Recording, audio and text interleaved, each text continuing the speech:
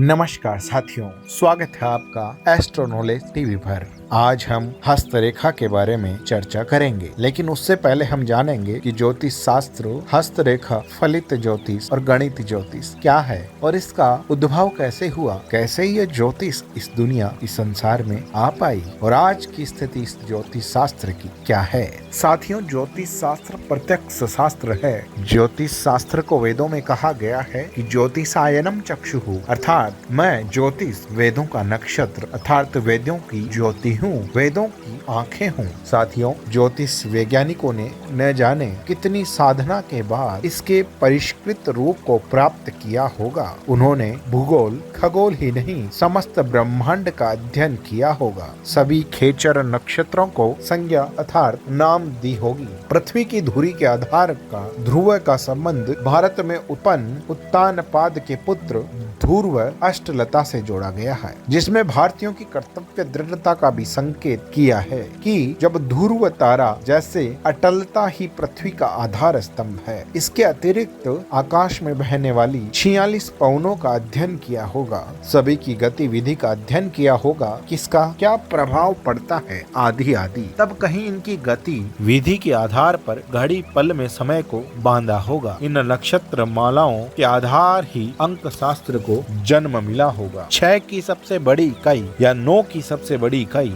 बलवती नवग्रहों की प्रतीक होगी। शून्य के अंक को 10 गुना करने वाला महत्व इन्हीं शून्यकार नक्षत्रों का ही आकृति रूप है। यही अंक विज्ञान इतनी प्रौढ़ावस्था पर पहुंच गया कि जिसने गणित ज्योतिष को इतना संबल बनाया कि वह मनुष्य का भविष्य निर्णय तक करने लगा। आज यद्यपि यह शास्त्र अपनी क्षीणावस्था पर है, फिर भी आज के ज्योतिर्विज्ञ बहुत सी भविष्य की बातों से हमारा साक्षात्कार करा देते हैं। यह गणित ज्योतिष 2 प्रकार की बन गई। प्रथम तो समय के आधार पर चली, जैसे बालक के जन्म समय के आधार पर उसका भविष्य निर्णय। दूसरी कल्पनाओं के आधार पर किसी भी एक अंक की कल्पना प्रश्नकर्ता के आधार पर करके या किसी वस्तु विशेष में संख्या की कल्पना कर भविष्य का निर्णय किया जाने लगा। इसी अंक गणित के बहुत से विकसित रूप हैं, जिनमें पंचांग, जन्म पत्रिका आदि प्रमुख है। भारतीय इस अंक विज्ञान के चमत्कार से विदेशी भी आश्चर्यचकित हैं। जहां एक और अंक विद्या के आधार पर गणित ज्योतिष को जन्म मिला, वहीं दूसरी ओर मानव जीवन के व्यवहारिक अनुभवों के आधार पर फलित ज्योतिष को भी जन्म मिला। फलित को सफल रूप देने के लिए न जाने कितने युगों तक कितने जीवनों का अध्ययन किया गया होगा। उन सभी में प्राप्त साधारण लक्षणों को लेकर यह फलित ज्योतिष आगे की ओर बढ़ी। जितनी सफलता गणित ज्योतिष को मिली, उससे कम सफलता फलित ज्योतिष को नहीं मिली। उसने अपने क्षेत्र के सभी सफल प्रयोगों को जन समाज के समक्ष प्रस्तुत कर दिया। रमल विद्या भी इनका एक रूप है। मेरी स्वयं की निगाहों की चीज यह रही है कि खोई ही वस्तु की विस्तृत सूचना रमल शास्त्र भली भांति बतला देते। यह सुना करते हैं कि यह विद्या एक बार विदेशी यात्रा कर फिर दोबारा भारत में पनपी थी। तीसरा ज्योतिष का रूप रेखा शास्त्र है। इसमें शरीर की रेखाओं के आकार पर भविष्यवत और भूत की सूचना का दिग्दर्शन कराया जाता है। यह तो सिद्धांत सर्वविदित ही है। यह संसार कर्म प्रधान है, अर्थात कर्म प्रधान विश्व करी राखा, जो जस किया सो तस फल चाखा। गीता के आधार पर भी मनुष्य को यहाँ इस जगत में यदि ईश्वर की ओर से कोई स्वतंत्रता मिली है तो वह कर्म की स्वतंत्रता है। कहा भी गया है कि कर्मण्येवाधिकारस्ते माँ फलेषु कदाचन माँ कर्म फल हेतुर्भू माते संगतस्तु कर्मणि। अर्थात मनुष्य अच्छा कर्म करेगा तो अच्छा फल प्राप्त करेगा, बुरा कर्म करेगा तो बुरा फल प्राप्त करेगा और भाग्य का निर्माण कर्म के आधार पर ही होता है। पूर्व जन्म का किया हुआ कुकर्म अभी के जन्म में सौभाग्य और दुर्भाग्य बन जाता है और कर्म करने का साधन यह शरीर ही है। शरीर में भी हाथ और पैर कर्म करने के प्रधान साधन है। अपने किए हुए कार्यों का इन पर प्रभाव पड़ना स्वाभाविक है। यद्यपि शरीर में भी विभिन्न लक्षणों को देखा जाता है, फिर भी उनमें हस्त रेखा और पाद रेखा अपना महत्व अधिक रखती है। वैसे ललाट रेखाएं भी इन रेखाओं में आती हैं। इन रेखाओं का संबंध देवता, राक्षसों या सागर मंथन के समय उत्पन्न होने वाले 14 रत्नों से जोड़ा जाता है। उन रत्नों की रेखाकृति इन हस्त रेखा कृतियों से मिलती हुई होनी चाहिए। इन आकृतियों का यह शुभ निर्णय करने का केवल एकमात्र यही आधार रहा है कि सभी मनुष्यों की रेखा कृतियों में उत्तम व्यक्तियों की जो रेखा कृति है वह उत्तम मानी गई है, जो कि सामुद्रिक रत्नों से रूप समानता रखती थी। इसलिए ही इस शास्त्र को सामुद्रिक शास्त्र के नाम से भी पुकारा जाता है। जहाँ एक और रेखा शास्त्र को परिष्कृत रूप दिया, वहाँ दूसरी ओर शरीर पर पैदा होने वाले चिन्हों जैसे तिल, लहसुन, बालों में पड़ने वाली भौंरी आदि का अध्ययन भी किया गया। तिल भौंरी माथे मशौ लखे दाहिने अंग, केतौ छड़े तुरंग पर के 10 जने संग। कुछ लोग यह भी कहते हैं कि चले आओ वनखंड में रहे लक्ष्मी संग, अर्थात इसके साथ शारीरिक आंगिक लक्षणों का भी अध्ययन किया गया। इसमें पूर्ण सफलता भी प्राप्त हुई। मनोवैज्ञानिक को लेकर भी ज्योतिष शास्त्र आगे बढ़ा, जिसके आधार पर उसने स्वप्न विचार किया। मानसिक अवस्थाओं पर भी मनुष्य का भविष्य आधारित रहता है, क्योंकि हमारे कर्मेंद्रियों पर मन द्वारा ही इसको संचालित होकर कार्य करना पड़ता है। यहाँ तक कहा जा सकता है कि हम सभी मन के ही दास हैं। सूक्ष्म और पुष्ट रूप से घूमने वाली कल्पनाएं, आशाएं, विचार हमारे सो जाने के बाद चेतन मस्तिष्क में स्वप्न के रूप में घूमती है। उन्हीं का आधार लेकर मनुष्य की मानसिक स्थिति का अध्ययन किया गया, साथ ही शारीरिक स्थिति का भी अध्ययन किया गया। जैसे जल स्वप्न में अधिक दिखाई दे तो शरीर में कफ की प्रबलता है, अग्नि दिखाई दे तो पित्त की प्रबलता है, आंधी या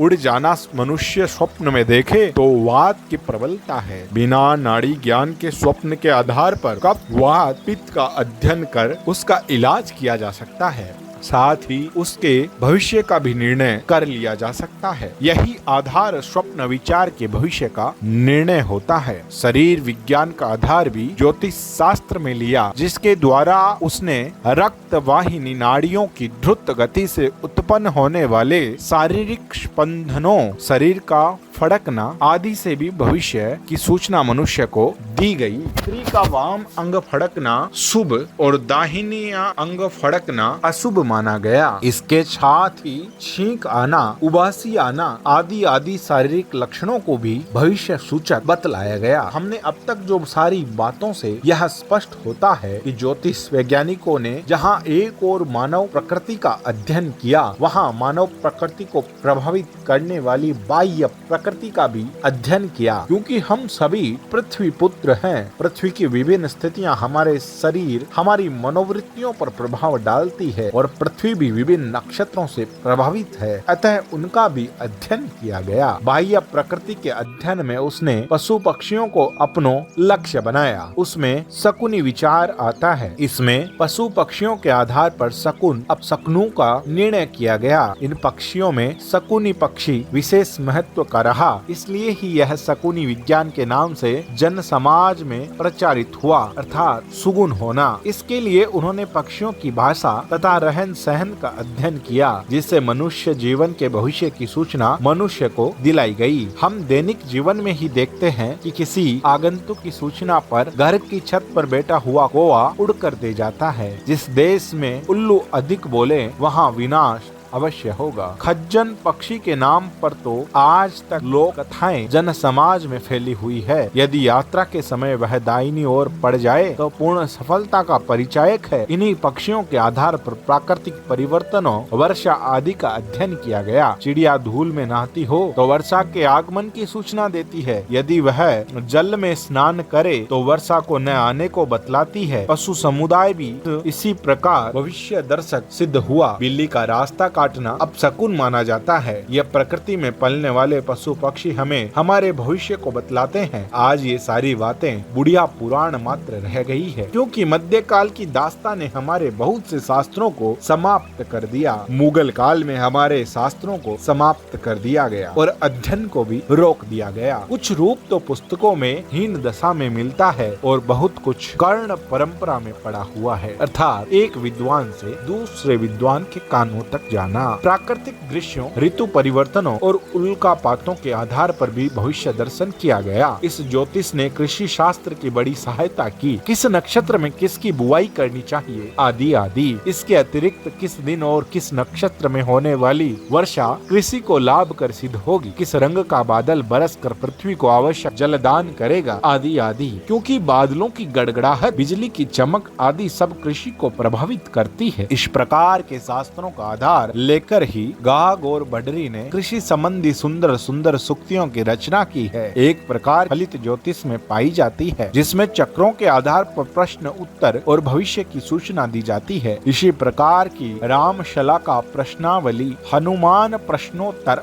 आदि पुस्तकें आज भी बाजार में बिकती हुई देखी जाती हैं, और जो साधनाहीन होने के कारण निर्जीव सी बाजारों में पड़ी हुई साधारण और निम्न जन समाज का मनोरंजन किया करती है। इस प्रकार इस ज्योतिष शास्त्र ने मनुष्य को उनके अतीत और भविष्य का दर्शन कराकर भविष्य में आने वाली शुभ और अशुभ के प्रति जागरूक बनाया, जिससे एक ओर तो पुनर्जन्मवाद को पुष्ट किया, दूसरी ओर धर्म को पालन करने की प्रवृत्तियों पर जोर दिया गया, जिससे मीमांसा शास्त्र को बल मिला। शनिश्चर की दशा की शांति के लिए हवन, यज्ञ, दान पुण्य कराकर मनुष्य की कार्य में लगे रहने की प्रवृत्ति को उकसाया, ताकि मनुष्य पाप न करे और इतना पुण्य करे कि जिससे आने वाली आपत्ति भी ढक जाए। यह धर्म भीरुता ही उस समय के लोगों को सच्चरित्र का निर्माण करती थी। आज भौतिकवादी युग में वर्तमान के सुख की अधिक चिंता है, भविष्य में पाप के परिणाम स्वरूप दुख की कल्पना भी नहीं है। इसलिए ही तो आज का मनुष्य चोर बाजारी, रिश्वतखोरी तथा सिफारिशों में अनुपयुक्त कार्य करके भी नहीं डरता। मध्यकालीन दास्तान ने जब से हमारी स्वतंत्र विचार करने की शक्ति को समाप्त कर दिया है, तब से हमारे ये शास्त्र कुछ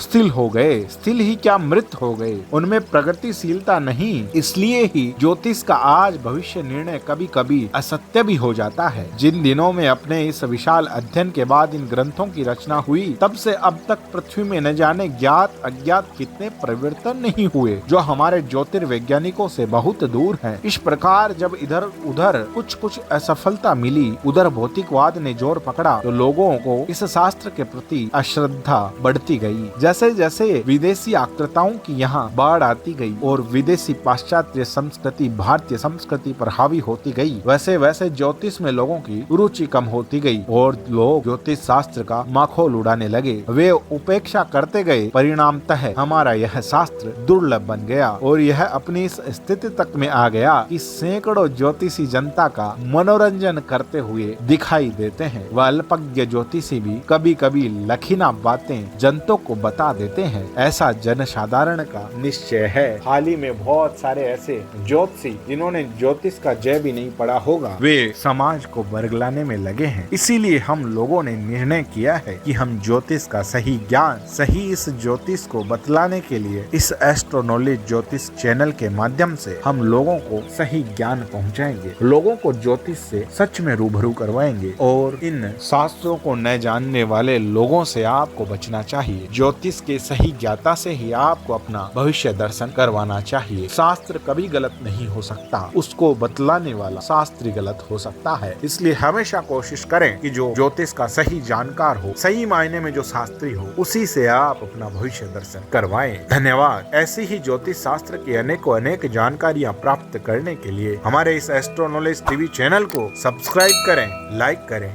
और इस जानकारी को अपने अधिकाधिक धर्म प्रेमियों तक पहुँचाएं। धन्यवाद।